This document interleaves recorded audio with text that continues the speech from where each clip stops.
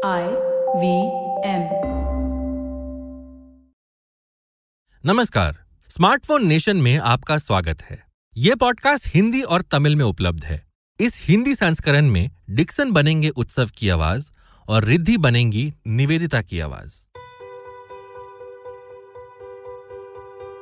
Government schemes और services लाखों भारतीयों की आजीविका के लिए महत्वपूर्ण हैं। हालांकि इस पर डेटा के कुछ ही ऑफिशियल सोर्सेज हैं, चाहे वो सही वेलफेयर स्कीम्स हो या फूड डिलीवरी और कैब ड्राइविंग जैसी गिग इकोनॉमी जॉब्स तक एक्सेस हो।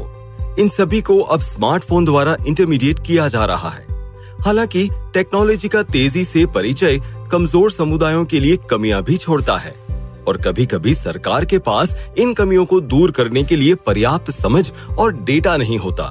पर शुक्र है अब चीजें बदल रही हैं।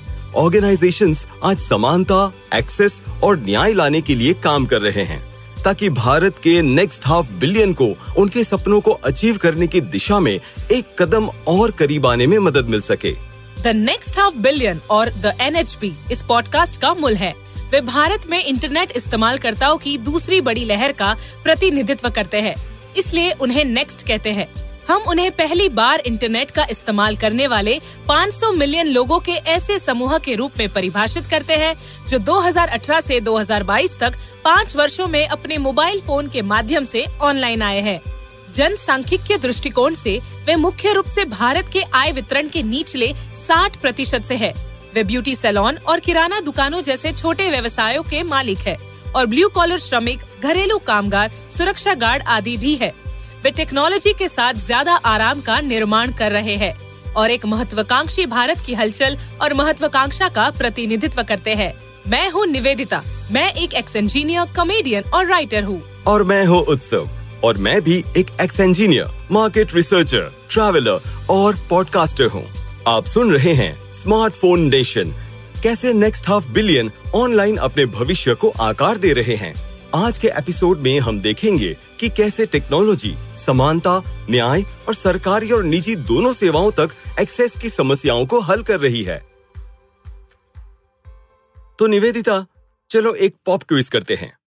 एक प्रश्न, सिर्फ 2 विकल्पों के साथ, लेकिन 5 सवाल के अलग अलग विकल्प हैं और हर बार तुम्हें फौरन जवाब देना होगा। चलो ठीक है। इनमें से किस देश में बाल मृत्यु की दर ज्यादा है? श्रीलंका या टर्की? श्रीलंका। पोलैंड या साउथ कोरिया? पोलैंड। मलेशिया या रशिया? रशिया। पाकिस्तान या वियतनाम? पाकिस्तान। थाईलैंड या साउथ अफ्रीका? थाईलैंड। बधाई हो, तुम एक चिंपांजी से ज्यादा स्मार्ट हो। ये डिबेटेबल है, वो केले छिलने में मुझसे बेहतर है। ठीक है, फिर तो तुम्हें ये सुनना अच्छा लगेगा। अगर मैं तुमसे कहूँ कि तुम स्वीडन के प्रोफेसरों से भी ज्यादा होशियार हो तो? वाह, वैसे आज मेरा बर्थडे तो नहीं है। मुझे दाल में कुछ काला लग रहा है। आखिर तुम मुझसे चाहते क्या हो? क्यों तारीफ कर रहे हो इतनी? सवालों का ये एग्जैक्ट सेट एक स्वीडिश फिजिशियन, एकेडमिक और पब्लिक स्पीकर हैंस रॉजलिंग द्वारा पूछा गया था। उन्होंने यही सवाल अंडर ग्रेजुएट यूनिवर्सिटी स्टूडेंट्स और प्रोफेसर से पूछा। स्टूडेंट्स ने औसतन 1.8 जवाब सही दिए, प्रोफेसरों ने 2.4 जवाब सही दिए और मेरी दोस्त तुमने 3 जवाब सही दिए। फिर तो मुझे आज लॉटरी टिकट भी खरीदना चाहिए। लेकिन इन सवालों का मतलब क्या है? हांस रॉजलिंग गैपमाइंडर फाउंडेशन के फाउंडर थे, जिसने डेवलपमेंटल इश्यू का पता लगाने के लिए डेटा और विजुअलाइजेशन के उपयोग को बढ़ावा देने के लिए एक सॉफ्टवेयर डेवलप किया था। उन्होंने इस बारे में एक टेड टॉक भी दी थी, जिसे YouTube पर 3 मिलियन से ज्यादा और टेड वेबसाइट पर 15 मिलियन से ज्यादा बार देखा गया है। तो उनके कहने का मतलब है कि हमें दुनिया के बारे में पर्याप्त जानकारी नहीं है। वैसे उनकी बात सही है, मुझे उनकी बात पर यकीन है। नहीं, उनका पॉइंट अलग था। उनका कहना है कि समस्या इग्नोरेंस नहीं बल्कि प्री कंसीव्ड नोशंस हैं, क्योंकि उनकी बात सच ही है। तुम और मैं दोनों दुनिया भर के बाल मृत्यु दर के बारे में कुछ भी नहीं जानते हैं और फिर भी हमने इन देशों के बारे में अपनी धारणा के आधार पर जजमेंट लिया है। और मैं मानता हूं तुमने कम से कम 3 जवाब तो सही दिए। मैंने तो सिर्फ 2 सही जवाब दिए। मतलब एक चिंपैंजी भी मुझसे ज्यादा चालाक है। बढ़िया। और इस पॉडकास्ट में तुम सबसे स्मार्ट हो। लेकिन मैं समझ सकती हूँ कि ये एक प्रॉब्लम क्यों है। खासकर अगर नीति और विकास के बारे में फैसला लेने वाले लोग इस तरह के बायसेस रखते हैं, उनके ब्लाइंड स्पॉट्स और प्री कंसीव नोशंस का प्रभाव महत्वपूर्ण हो सकता है। देखा, मैंने कहा था ना कि तुम स्वीडिश प्रोफेसर से ज्यादा स्मार्ट हो। तुमने सही प्रॉब्लम को आइडेंटिफाई कर लिया। आज government of India, United Nations और एशियन डेवलपमेंट बैंक जैसे major institutions data based planning पर अपने कुल फंड का 5% से भी कम खर्च कर रहे हैं, और इसके अंदर भी 2 स्पेसिफिक गैप्स हैं। और वो कौन से होंगे? मुझे लगता है उनमें से कम एक के पास लोगों के बारे में पर्याप्त डेटा नहीं होगा। मेरा मतलब है, भारत में जनगणना हर 10 साल में सिर्फ एक बार की जाती है। हाँ, लेकिन इतना ही नहीं, यहाँ इस क्षेत्र में निवेश करने वाली एक impact investment firm Omidyar Network India के इन्वेस्टर तारिक मुस्तफा हमसे पॉलिसी मेकिंग, इम्प्लीमेंटेशन और फीडबैक के बारे में बात करेंगे। अगर आप पीछे हटकर हमारी नीति प्रोसेस हो और नीतियां कैसे बनाई जाती हैं, फीडबैक कैसे शामिल किया जाता है, उसके बारे में सोचते हैं, तो मेरा मतलब है पॉलिसी की सेल्स साइकिल और लर्निंग साइकिल हकीकत में बहुत लंबी है। आप जब कोई नई पॉलिसी लागू करते हैं तो कुछ लोग, कुछ स्मार्ट रिसर्चर्स 6 महीने के अंदर एक रिसर्च पेपर पब्लिश करते हैं। फिर आप उसे सीनियर ब्यूरोक्रेट्स के सामने पेश करते हैं। उनमें से कुछ आइडियाज एक्सेप्ट हो जाते हैं और कुछ बदलावों को लोग हकीकत में इम्प्लीमेंट करते हैं। पॉलिसी रिफॉर्म साइकिल हकीकत में बहुत लंबी है ना? तो हकीकत में आइडिया ये था कि हम सरकार में मौजूद लोगों से रियल टाइम फीडबैक कैसे पाएं, जो एक प्रकार की सर्विस डिलीवरी या स्कीम डिलीवरी को एड्रेस करने के लिए रियल टाइम बदलाव कर सकें। तो ये ब्रॉड प्रॉब्लम स्टेटमेंट है, जैसे हम कैसे जल्दी से सीखें और अपने इम्प्लीमेंटेशन को बदलें। सरकार से इम्प्लीमेंटेशन में बदलाव करवाएं ताकि चीजें 2-3 साल की अवधि की बजाय जल्दी से एड्रेस और फिक्स की जा सकें। तारिक, जिस 2-3 साल की अवधि के बारे में बात कर रहे हैं, उस पर विचार करो। नेशनल हेल्थ एंड फैमिली सर्वे हर 3 से 4 साल में एक बार कंडक्ट किया जाता है, और ये नेशनल हेल्थ की स्टेट पर पॉलिसी मेकर्स के लिए इकलौता सबसे बड़ा, सबसे कॉम्प्रिहेंसिव डेटा सोर्स है। इसमें ब्लड प्रेशर से लेकर महिलाओं की रिप्रोडक्टिव हेल्थ सर्विसेज तक एक्सेस और टीकाकरण तक सब कुछ शामिल है। और अब इसकी तुलना एक बच्चे के जीवन से करो। शुरुआती वर्षों में महत्वपूर्ण स्वास्थ्य सेवाओं तक एक्सेस पाने में असमर्थता उसके स्वास्थ्य पर लंबे समय तक प्रभाव डाल सकती है, और पॉलिसी मेकर को इस तरह के गैप्स के बारे में लगभग 5 साल बाद सर्वे के वक्त पता चलेगा, जब सर्वे डेटा पब्लिश होगा। ओके, मतलब डेटा अभी भी उपयोगी है, पर रियल टाइम इम्पैक्ट डालने की क्षमता खो गई है। लेकिन हम ये कैसे सुनिश्चित करेंगे कि डेटा रियल टाइम में गवर्नमेंट और पॉलिसी मेकर्स के लिए उपलब्ध हो? अंक आहा की को-फाउंडर ऋत्विका भट्टाचार्य ने इस समस्या को हल करने का फैसला किया है।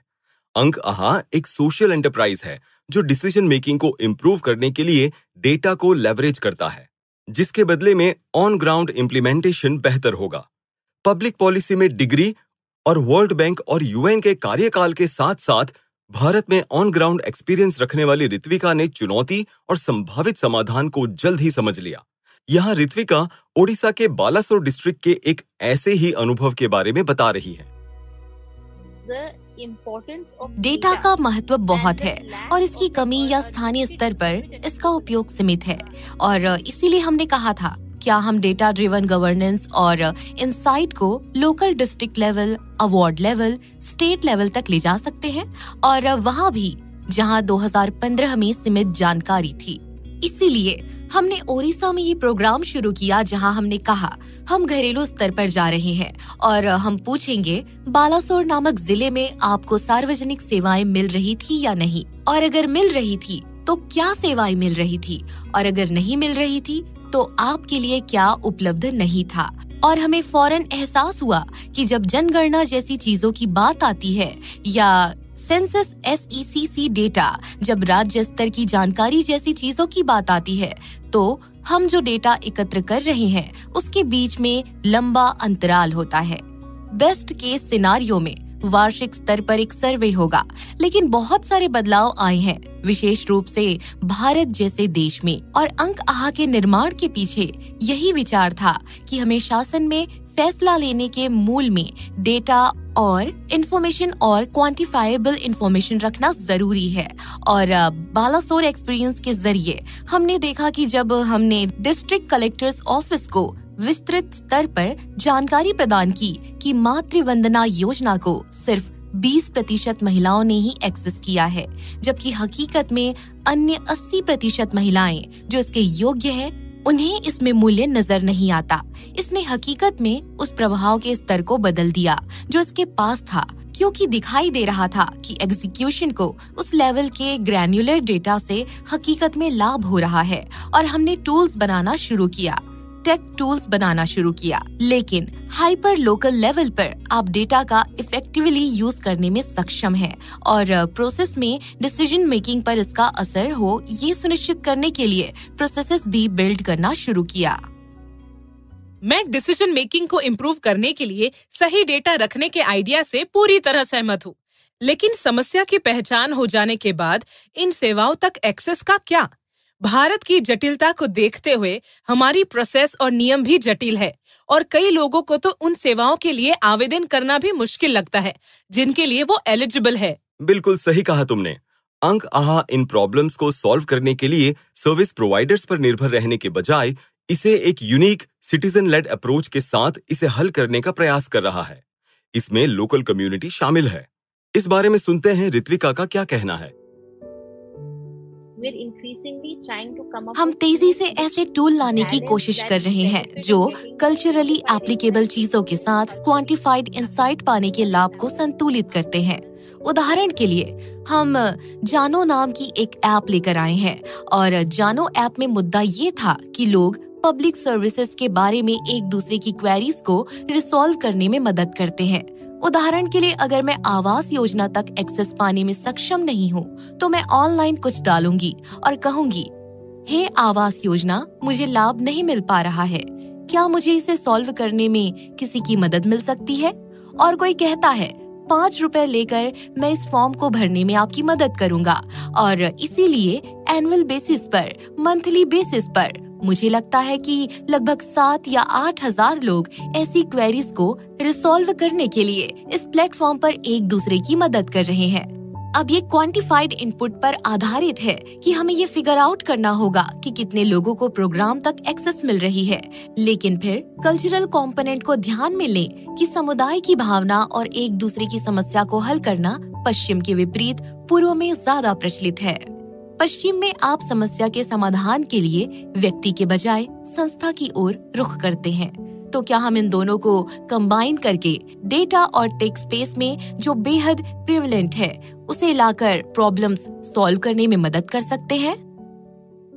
इससे ये लूप पूरा हो जाता है ना? सर्वेस के जरिए डेटा कलेक्शन से लेकर डैशबोर्ड डिजाइन करने तक वो इसे और किसी भी पब्लिकली अवेलेबल डेटा को दर्शाता है। अंतिम पड़ाव जानो इंडिया ऐप है जो नागरिकों को उन सेवाओं तक एक्सेस पाने में एक दूसरे की मदद करने की अनुमति देता है जिनके वो हकदार है। हमने सोइचकित्रा मुंगलेंग से बात की जो अरुणाचल प्रदेश के सेंगसाप गांव की सरपंच है। वो एक बड़े संयुक्त परिवार में रहती है और 240 लोगों की आबादी की सेवा करती है। वो पिछले 3 साल से सरपंच है। सुनते हैं अपने मतदाताओं की मदद के लिए ऐप का उपयोग करने के उनके अनुभव के बारे में। लोग मेरे पास आते थे और कहते थे कि उन्हें पूरा पेमेंट नहीं मिला है और मेरे पास इसका कोई सोल्यूशन नहीं होता था। फिर एक दिन हमारे यहाँ जानो ऐप की शुरुआत हुई और जानो ऐप के जरिए उन सभी समस्याओं का समाधान हो गया। अंकआहा के सीनियर एसोसिएट नवीन कुमार जो सोइचकित्रा के साथ मिलकर काम करते हैं, उन्होंने भी इसी बारे में बात की कि कैसे जानो जैसे ऐप दूर दराज की रूरल कम्युनिटीज को लाभ और सेवाओं तक एक्सेस पाने में मदद कर रहा है। जो भी इंफॉर्मेशन बेस्ड क्वेरीज होता है उसका जवाब इन जनरल हमारी जो टीम है अंकआहा की यहाँ पे डिस्ट्रिक्ट एडमिनिस्ट्रेशन के साथ काम कर रही है वो खुद से दे देती है। पर जो प्रोसीजरल क्वेरीज होता है जैसे पेमेंट नहीं आना, पेमेंट कब आएगा, काम का अलॉट नहीं होना, काम अलॉट करवाना या लोकेशन चेंज करना, जियो टैगिंग करवाना, इस तरह का कुछ प्रोसीजरल क्वेरी या कंप्लेंट्स होते हैं उसको हम एडमिनिस्ट्रेशन के सपोर्ट से रिजॉल्व करते हैं। सो ये लगभग सॉल्यूशन इनको ऐप से ही मिल जाता है, इनको कहीं आने या जाने की जरूरत नहीं पड़ती है। और जब तक आप खुद इस समस्या में नहीं फंसते, आपको समस्या की गंभीरता का एहसास नहीं होता है। फिर से सुनते हैं नवीन को। जानो, अब इसलिए हेल्पफुल हो पा रहा है क्योंकि एक बहुत बड़ा ट्रांजिशन कॉस्ट है बेनिफिशियरीज का एक जगह से दूसरे जगह जाने में। और लेट्स से कि अगर किसी एमजी नरेगा का बेनिफिशियरीज है, उसका 216 रुपए का तिहाड़ी है, ठीक है, वो रुका हुआ है, उसको पाने के लिए वो 2 बार अगर विजिट कर लेता है डिस्ट्रिक्ट एडमिनिस्ट्रेशन ऑफिस, तो उसका लगभग 400 रुपए का खर्चा हो जाएगा। और कहीं कहीं से एक ही बार विजिट करने पे 400 का खर्चा हो जाएगा। तो वो अपॉर्चुनिटी कॉस्ट इतना हाई है विजिट करने का कि कोई कंप्लेन ही रेज नहीं करता है। तो जानो के माध्यम से हम इस प्रॉब्लम को इस तरह से रिजॉल्व कर पा रहे हैं। अगर ये अरुणाचल प्रदेश के एक छोटे से गांव का केस है, तो कल्पना कीजिए कि पूरे देश के लिए इसमें कितना पोटेंशियल है। एक बार जब आपके पास सारे सिटीजन इंटरैक्शन और सर्विस का डेटा हो, तो आप इस बात का एग्जैक्ट गैप पॉइंट कर सकते हैं कि सर्विस का लाभ क्यों नहीं मिल पा रहा है। तो हाइपोथेटिकली ये कहना एक बात है कि लोग आधार पोर्टल यूज नहीं कर रहे हैं, लेकिन ये कहना ज्यादा यूजफुल है कि मैं इसे यूज नहीं कर रहा हूं क्योंकि मुझे अपने गांव में खराब नेटवर्क की वजह से फौरन ओटीपी नहीं मिल सकता, इसलिए ओटीपी की 5 मिनट की वैधता काम नहीं आती। मैंने अभी वो ऐप चेक किया और ये 8 भारतीय भाषाओं में उपलब्ध है, जिससे बैरियर्स कम हो जाएंगे। मैं देख सकती हूँ कि नेक्स्ट हाफ बिलियन को इससे फायदा क्यों हो सकता है। लेकिन उन पॉलिसीज का क्या जो लोगों को प्रभावित करती हैं, लेकिन उन्हें एग्जैक्टली सरकार ने डिजाइन नहीं किया। आज नागरिक प्राइवेट सेक्टर से भी बेनिफिट्स और इनकम पाते हैं। नेक्स्ट हाफ बिलियन उन प्राइवेट एंटरप्राइजेस से कैसे जुड़ते हैं जो उनके जीवन को प्रभावित करता है। इस छोटे से ब्रेक के बाद हम उस बारे में बात करेंगे।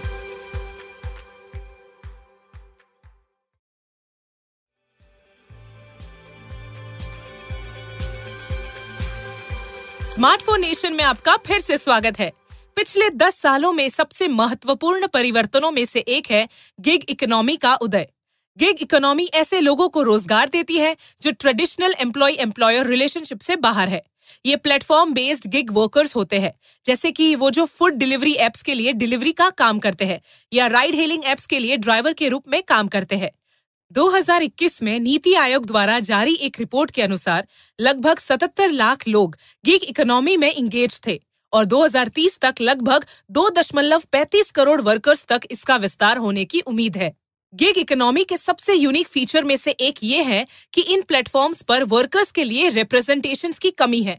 अरे हाँ, मैं समझ गया तुम क्या कह रही हो। हर थोड़े महीनों बाद बेहतर वेतन और बेहतर वर्किंग कंडीशंस के लिए फूड डिलीवरी वर्कर्स के हड़ताल करने की खबरें आती हैं। मुझे याद है जुलाई 2023 में Rajasthan the Rajasthan platform based gig workers registration and welfare act 2023 नाम का कानून पारित करने वाला भारत का पहला राज्य बन गया। ये एक्ट गिग वर्कर्स की भागीदारी को नियंत्रित करता है और इसका उद्देश्य प्लेटफॉर्म बेस्ड गिग वर्कर्स को सामाजिक सुरक्षा और अन्य लाभ प्रदान करना है। और ये तो अभी शुरुआत है। गिग इकोनॉमी वर्कर्स के लिए अभी भी बहुत कुछ होना बाकी है। इसी सोच के साथ आपती इंस्टीट्यूट की को-फाउंडर सरयू नटराजन ने अपना सफर शुरू किया। आपती इंस्टीट्यूट एक इम्पैक्ट फोकस्ड थिंक टैंक है जो टेक्नोलॉजी और सोसाइटी के इंटरसेक्शन पर काम करता है। 2014 में सरयू पॉलिटिकल साइंस में पीएचडी की स्टूडेंट थी और बेंगलोर में अपना रिसर्च वर्क कर रही थी। जब उन्होंने पहली बार भारत में गिग इकोनॉमी के उदय को देखा, उन्होंने ये भी देखा कि प्लेटफॉर्म बेस्ड काम के ये नए तरीके गिग इकोनॉमी वर्कर्स के लिए इक्विटी और एक्सेस पर सवाल उठाएंगे और शिकायतों के मामले में उन्हें इंसाफ दिलाने के लिए पॉलिसी इनिशिएटिव्स की जरूरत पड़ेगी। लेकिन जैसा कि सरयू बताती है, प्लेटफॉर्म वर्क की पूरी इकोसिस्टम खुद ही बहुत कॉम्प्लिकेटेड है। प्लेटफॉर्म वर्क के मामले में ये काफी विस्तृत और फैली हुई कम्युनिटी है। इसमें सिविल सोसाइटी ऑर्गेनाइजेशंस हैं, कलेक्टिव्स, ट्रेड यूनियंस, एसोसिएशंस वगैरह भी इस इक्वेशन का हिस्सा हैं। और जाहिर है एंगेजमेंट्स के फॉर्म्स भी अलग अलग होते हैं। यहाँ खुद ऐसी कंपनीज हैं, ऐसे प्लेटफॉर्म्स हैं जो प्रभाव के संदर्भ में बहुत ज्यादा पावर रखते हैं, तो वर्कर्स के जीवन पर उनका काफी प्रभाव पड़ता है। वही गवर्नमेंट्स हैं और फिर सेंट्रल गवर्नमेंट और स्टेट गवर्नमेंट्स दोनों हैं। स्टेट गवर्नमेंट्स प्लेटफॉर्म वर्क के मामले में, खासकर मोबिलिटी के मामले में बहुत ज्यादा पावर रखती हैं। मैं आसानी से देख सकता हूं कि ये स्पेस इतने कॉम्प्लिकेटेड क्यों है, क्योंकि सभी स्टेक होल्डर्स से इनपुट लेना और साथ ही गिग वर्कर्स के लिए इक्विटी और जस्टिस इंश्योर करना बहुत मुश्किल बैलेंसिंग एक्ट है। लेकिन आपटी इंस्टीट्यूट इसमें कैसे कंट्रीब्यूट करती है? आपटी 3 व्यापक तरीकों से काम करती है। एक है गिग इकोनॉमी के फंडामेंटल एस्पेक्ट्स पर रिसर्च। उदाहरण के लिए पुरुष और महिला प्लेटफॉर्म वर्कर्स के कंसर्न्स और एस्पिरेशंस क्या है, वे एक दूसरे से कैसे समान और अलग है। दूसरा, रिसर्च के निष्कर्षों का इम्प्लीमेंटेशन करना, और फिर तीसरा, इन सबको पॉलिसी में शामिल करना। मैं रिसर्च तो समझ गया, क्योंकि मैं खुद एक रिसर्चर हूँ, लेकिन क्या तुम एक उदाहरण देकर इसे समझने में हमारी मदद करोगी? चलो, उबर की ड्राइवर एडवाइजरी काउंसिल बनाने से उन्होंने अचीव किए इम्पैक्ट के बारे में सरयू से ही सुनते हैं। बताइए सरयू। हमें उबर ड्राइवर एडवाइजरी काउंसिल को बनाने में 3 साल लग गए, जिसमें देश भर से 40 सदस्य हैं, जो उबर को प्रोडक्ट के साथ साथ पॉलिसी पर भी एडवाइस देते हैं। और काउंसिल ने इससे क्या क्या अचीव किया है वो बेहद इंटरेस्टिंग है। ये क्या करता है? ये उबर को पॉलिसी में बदलाव लाने की अनुमति देता है। ये भारत में लोकल एंटिटी उबर को स्पेसिफिक कंसर्न्स के लिए ज्यादा लोकलाइज्ड एंड कस्टमाइज्ड रिस्पॉन्सेस बनाने की क्षमता देता है। उदाहरण के लिए, डेली कैश आउट्स हमेशा चिंता का विषय रही है, जबकि भारत में कई अन्य प्लेटफॉर्म्स अब इसे ऑफर करते हैं। लेकिन ड्राइवर एडवाइजरी काउंसिल ने इसका और साथ ही पॉलिसी साइड का भी सलूशन निकाला।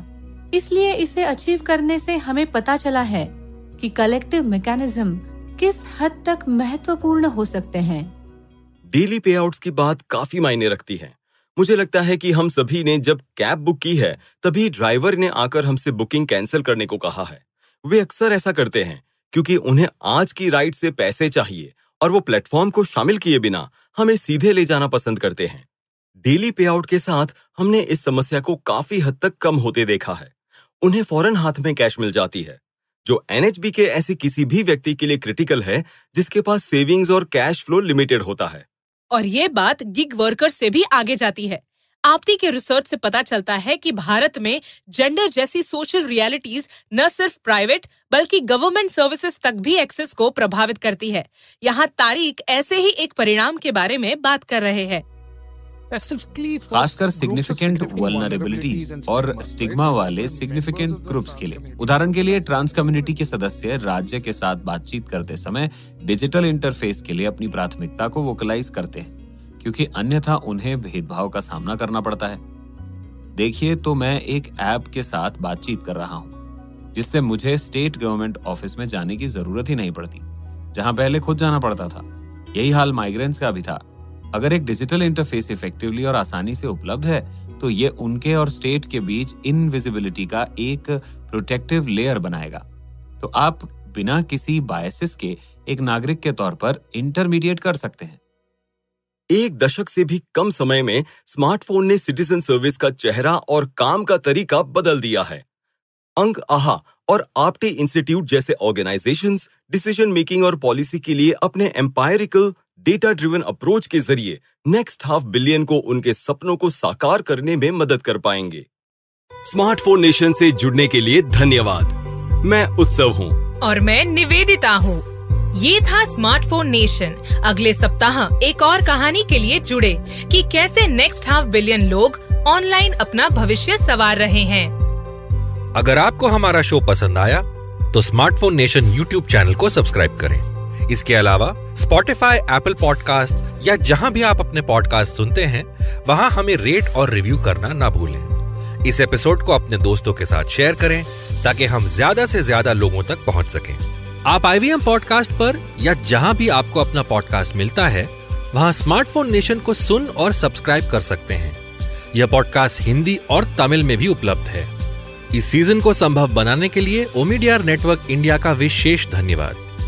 यह जानने के लिए कि ONI कैसे साहसी और उद्देश्य संचालित उद्यमियों के साथ साझेदारी करके भारत के अगले आधे अरब लोगों के जीवन को बेहतर बनाने के लिए काम कर रहा है, omidyarnetwork.in पर जाएं।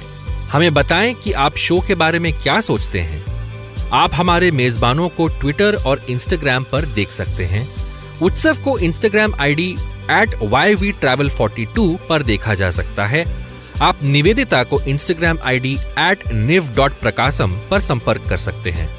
आप IVM को ट्विटर, फेसबुक और इंस्टाग्राम पर @IVM Podcasts पर फॉलो कर सकते हैं।